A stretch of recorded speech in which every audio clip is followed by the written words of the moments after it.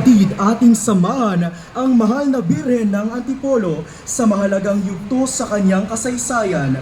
Ating purihin, dakilain at ipakita ang ating matiyas na pag-ibig para sa mahal na Inang Maria.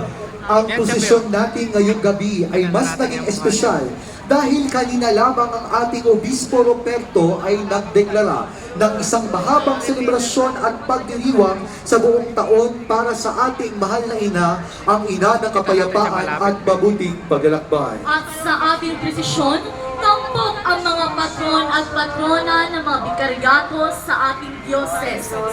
Tanda ng pagkakaisa natin sa espesyal na pagdiriwang na ito bilang isang sambayanan na nagmamahal sa patrona ng ating diocese, ang Birhen ng Antipolo. Nandito rin ngayong gabi ang mga kaparian mula sa ating diocese at ang mga delegasyon ng ating mga bikaryato.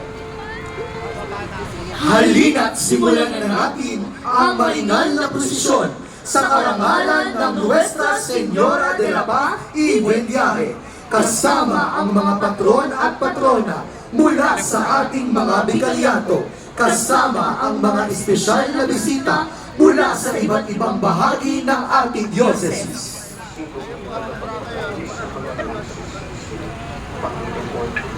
San Jose, patrono